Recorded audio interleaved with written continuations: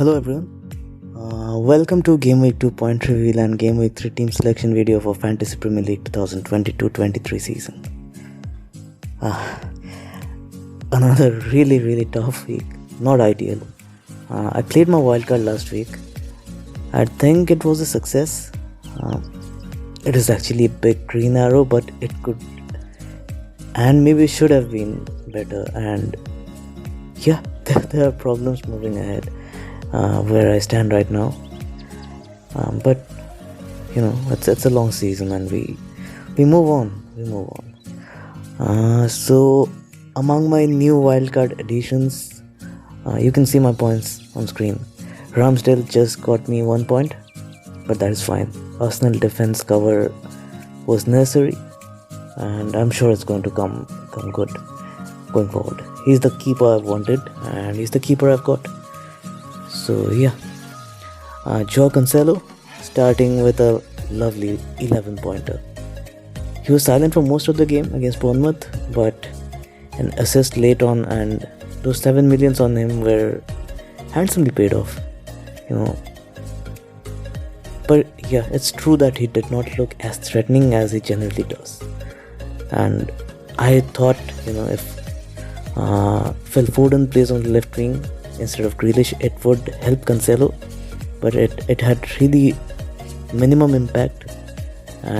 But still, I'd say that, you know, it's a very good use of those 7 million value, and I think Cancelo is going to be worth, like I'd said before, you know, he's going to be worth what we pay for him. There are not too many options at 7 million who are going to be more valuable than Joao Cancelo. Rest of my defense was the same. Wildcard had no impact on that. I wanted the City double up, and Kyle Walker, you know, like last week, got me another 6-pointer. That's fine. So the two City defenders got me a combined 17 points, which is, you know, lovely, and I'm really happy with that going forward as well. Reece James had a bit of a roller coaster. He started the game at right centre back. He was marking Son Heung-min for most of the game. He got poked. Then Chelsea conceded a goal, and in the last quarter of the game he got to play at wing back. He scored the second goal for Chelsea. Should have had an assist. Kai Havertz missed a big chance, and Reece James was actually on 3 bonus points until a late Spurs equalizer on the 96th minute. The equalizer, which of course should not have stand, in my opinion. Which I think, you know, Romero clearly pulled Cucurella by the hair, and if that is not violent conduct, I don't know what is. And Reece James actually, you know, he could have. There were debates regarding if it was a Harry Kane goal or was it, you know, Reece James kneeing the ball into the net, whether it should have been an own goal. But whatever it was, eventually he ended up with 7 points, very much like last week. And yeah, 14 points from 2 weeks. That is pretty solid return as well. Chelsea have some really good fixtures coming up, so I don't think Reece James is going to play regularly at right centre back at all. I think in the easier games he's surely going to be the wing back, and that extra. A lot of people are going for Cucurella at 5 million. People are even thinking of, you know, transferring out Reece James and bringing in Cucurella and saving 1 million. I think the 1 million that we pay for Reece James is well worth it, because Cucurella is a player I really like. I think he's a very good defender. He's very energetic, but you know, his attacking game is not as strong as Ben Chilwell. I think when Chilwell is fit, he's going to take up that spot, and we don't know right now whether Cucurella plays at left centre back. Where does that put Koulibaly, because he's a left-footed centre back. I don't see Koulibaly playing at right centre back. So yeah, Reece James for me, it looks like the standout Chelsea option. And if you're looking for a double up, then I think it's a pretty good shout going with James and Cucurella both. Otherwise, I think yeah, Reece James, and I'm very happy to have gone for him very early this season, because last year I did not. I missed out on both Cancelo and Reece James, and if he stays fit, I think James is going to be an excellent value at 6 million. Trent just got 3. He created a few chances. He created a very good chance for Salah. He created a very good chance for Darwin Nunez as well. But some really poor finishing from Liverpool. Let's get on that later on. In the midfield, of course, Salah blanked. Didn't look good. Missed, not one. Later on also, I think he missed a very good chance.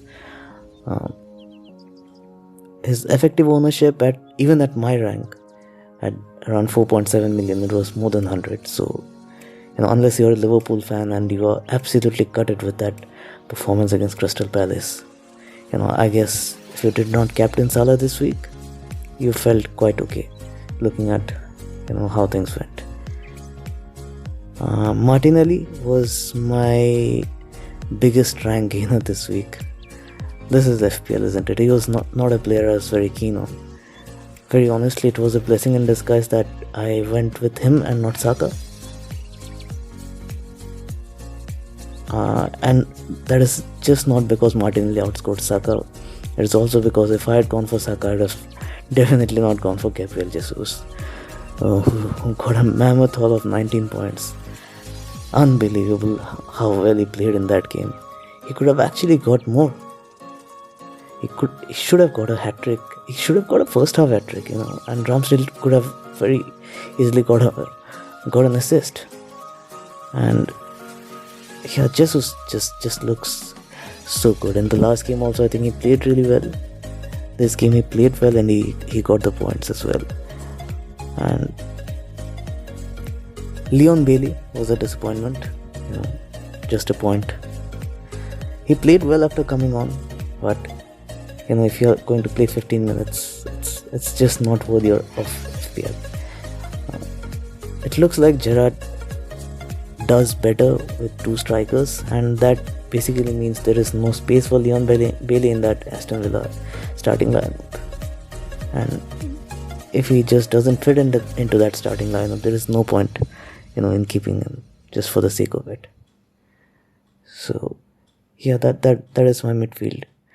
And Haaland got me an assist, like a lot of other people as well. He definitely expected more out of him, but still he got 3 points more than Salah, so that is fine. Bournemouth defended really well. I thought 4-0 was a fair result. If they were poorer, it could have been 7-8, anything like that. De Bruyne was on fire. And I'd said before, De Bruyne is a player that I really like in this game, because Bournemouth are going to sit deep, and that is never a great thing for somebody who's going to sit in the box and wait for the ball to come to them. But yeah, Haaland could have actually got a bigger return. Foden did not pass to him in the first half. It was absolutely open on goal. So whatever it be, you cannot expect how much money you pay for a player. You cannot expect them to return every week. So it's not a blank. That is what we should be happy about. So I'm really happy to have Erling Haaland on my wildcard at the base price. He has already gone up twice, and yeah, if things do not go well, as things stand, I can sell him for profit, and that is absolutely, I'd be delighted with that if I can see a better value elsewhere going forward. Okay, and then finally the shocker, Darwin Nunez. Goodness me, it was tough to take. First, he missed 2 golden chances in the first half. I don't know what's just wrong with him. He just doesn't seem to connect with the ball. Even the goal he scored last week, it was not clean. He just seems to hit it all over the place. He looked nervous and he looked frustrated. And then the moment of madness. I was absolutely fuming with what it did. Liverpool had a really poor game in general, but I could not believe what I saw from Darwin. A professional footballer. It was not a derby. We do not have a great rivalry with Crystal Palace or anything. There is a centre back just trying to fire him up, and there was absolutely no need for such high emotions. It was just stupid from him, absolutely stupid. Not only he screwed my FPL team and Liverpool both on the night, he screwed himself there as well, in my opinion, because this was his chance to shine. Anfield debut. Firmino is not fully fit. Jota is out. Old Trafford next week, and now he's suspended for three games. By the time he's back, the competition is going to be back too. I don't think he gets into this side ahead of Jota. Once Jota is back, I think he's going to be our first choice number 9. And Darwin, his finishing has been all over the place. I have been defending him throughout pre-season, but what I saw from him today, I was not happy at all. I was absolutely disgusted. Poor finishing. Let down his teammates. Let down the fans. Let's not be too harsh on him. He's a young lad, but you are a professional footballer, and you got to take care of situations like that. Now he has time to think about what he did, and let's see. Once he comes back, does Klopp trust him straight away? Let's see.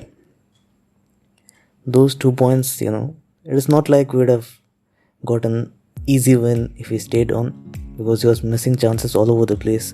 But dropping 2 points at home, it's costly. We've already dropped 4 points. City have got 6 points, we've got 2. Who knows? The title race may be already over. We don't want to. I'm not the kind of a fan who reacts so quickly. So it's a long season, but it was really disappointing. The first game against Fulham, you can understand. Fulham new to the Premier League, at home, the first game, it was an open game in a way. But today I think it was a terrible performance, and Crystal Palace were well organized, but we just did not take our chances. It's easy to blame the midfielders and lack of money and signing and all those stupid things that we see on social media every day, but it was down to poor finishing today. We should have scored 3 to 4 goals in that game. Salah and Darwin, both I think were really wasteful. And let's see what happens next week. On the bench, Danny Ward matched Ramsdale. So whoever is on the Leicester 4.0 goalkeeper double up, I think they have had a decent week, because Ramsdale is the most popular template pick, and you just smashed that, and yeah, that is fine. Good returns elsewhere on the bench as well. Andres Pereira got me 3 points. If I started him ahead of Leon Bailey, I would have gained 2 points, but that was not really in the plan, so I cannot complain. Nico Williams had a blinder, 7 points. He could have had a mega haul. He could have had an assist. He could have got a goal. He could have got 2 goals. But at the same time, Nottingham Forest were a bit lucky to keep a clean sheet in that game as well. West Ham hit the woodwork quite a few times. Of course, a penalty save as well. So, yeah, I think Nick Williams looked really good, and again, as a Liverpool fan, I really feel happy for him to see him settled and playing so well. So 7 points, fair enough. Josh Da Silva, he's the talk of the town right now. He scored a lucky goal. Massive mistake from David De Gea, I think. So Da Silva has got 2 goals in 2 games, 4.5 million. He's no longer 4.5, he's 4.6 now. Gone up in price already. He's currently being heavily bought. A lot of people are buying him as a replacement for Leon Bailey. Now I really don't think he should be a starter, because he, even after scoring in that game, he came off quite early. In the previous game he did not start, and so yeah, of course I'm not going to be he's going to be my third bench player, but even going forward even with the returns. And yeah, but at 4.5 million, I think you've got a starting or a capable midfielder who's going to give you occasional attacking returns maybe. So that's fair if you can use your funds elsewhere. If you have Leon Bailey in your starting lineup and you're thinking Josh De Silva is going to come in and be a starting player in your team, that is probably not the greatest idea. But as a bench player, I think it's fine. You can use that 0.5 elsewhere. So yeah, so that was my team this week. 66 points, 3.2 million rank, 1.5 million rank gain from last week. So we got to look at the positives. Like I said, it's a big green arrow. So yeah, having played my wildcard already, the core of the team is still strong. So we got to be patient. Yeah. Moving on, next week's team. So this week was about the home fixtures. Next week will be, a full house of away games. Ramsdale against Bournemouth. Fine. Trent away to Man United. Reece James plays Leeds. Now City are away to Newcastle. Do they keep a clean sheet?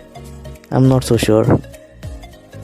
Newcastle have been playing quite well. They have not been scoring a lot of goals, but I'm sure they will take the game to City. They had a lot of chances against Nottingham Forest, and it's not going to be a cakewalk for City. 2 clean sheets in a row. Third time it may not be that lucky. I'm backing Newcastle to score in this game, and that is why I'm just going with Joao Cancelo in my defense and not the double up. So yeah, it's the same formation. Not the same formation. It's the same backline. The final guy in my defense is Nico Williams. He's going to be back to Liverpool this week. I'm sure he'll be up for it against Everton. It doesn't pay off, so bet. I want to give him a game, and after the showing last week, I think it deserves to be in the starting lineup. That's how I play the game, so bet. As of now, he starts ahead of Kyle Walker. So it's 4 at the back. And coming to the midfield, Mo Salah. Memories of the infamous Gameweek 9 last season. Anyone going with Kai Havertz captain against Leeds? Man United just look awful. Not that Liverpool look great either, but hopefully we can finally get a win. Martinelli against Bournemouth. Can I return 3 weeks in a row? Let's see. I have Andres Pereira in my starting lineup at the moment. Now he has a knock, so we don't know if he's playing the next game or not. If there is any doubt, I'll just go with Kyle Walker. We'll have to wait for that. We'll have to wait until the end of the week for information on that. Up front, Jesus. And the 19-pointer. I bet he'll be captained quite highly this week. So, hoping the effective ownership is less than 100, so that if he scores big points, I can at least gain some rank from that. And finally, Erling Haaland against Newcastle. Not the easiest fixture, but hopefully he can have more than 8 touches of the ball this week. Now the transfer for this week, Darwin Núñez is the obvious one. What a waste of 9 million premium Liverpool slot. But yeah, I'll just hold him for 1 more week. He has the cover of 0.1 million, so he'll not lose me team value this week. He'll just be, the suspended guy on my bench. But Leon Bailey is likely to drop in value, and I'll have to sort that out first. So the transfer for this week is going to be Solly March of Brighton. Like for like, 5 million. Now March is a player I really like watching. Full of passion, skill, two-footed. He's a good passer. He shoots really well. He has been an unsung hero for Brighton for many years now. I just liked what I saw in pre-season. I watched a lot of Brighton content in pre-season because I was, looking for Enciso moments. That did not quite go well. But yeah, Solly March has carried his form into the league, and in the first 2 games, I think he has played really, really well. And he's probably Brighton's best player so far this season. He's shooting a lot. He's getting into good areas. In last game, he should have scored. I think he had a shot cleared off the line. For just 5 million, I think the expectations are humble. I'm not really expecting him to get a brace or anything. And yeah, good fixtures, good form, passes the eye test. Solly March it is. He's going to be my first transfer this season, and I'm completely fine with that. Now captaincy is on Salah. Just as a Liverpool fan, hoping we can get things together and hopefully get a win at Old Trafford. This is actually a tough week for captaincy. I have no Spurs right now. I don't think a game against Wolves is that easy anyway. It is an early kickoff, but yeah. If you have got Spurs players, I think if you have the money, you can even transfer them in. I think Perisic, he got a return last week, and this could be the week where he starts. So if I had the money and I had the space in my squad, he would be a player I'd be eyeing for, in the game weeks ahead. Kulusevski as well for 8.1. I think he looked really good in the 2 games so far. Even yesterday, I think he did not get much of the ball, but whenever he picked up the ball, I think he carried it really well. And yeah, I think Kane, Son and Kulusevski, Perisic, all are good values. And whoever you go for, they're going to be, worth the money you pay for them. Jesus is someone I like as well. If I was not a Liverpool fan, I'll probably captain Jesus this week. Against Bournemouth, I think he's going to trouble that defense a lot. I can see Arsenal scoring in that game as well.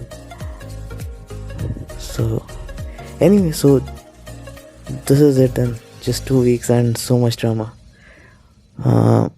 Hopefully I can get some luck. I'm still absolutely gutted about that Darwin Núñez red card. Let's see how the 3rd week goes. Rank is still very much irrelevant, but points on the board, no one can take that away. Very small margins. The gap between the top and where I am right now is still very, very small. And as we make the transfers, the template would start opening up gradually as well. So yeah, another week. I gained 1 more subscriber last week. I have 18 subscribers now. As always, if you like my content, help in spreading. Come on Twitter if you want to discuss football and FPL. And that is it. See you next week.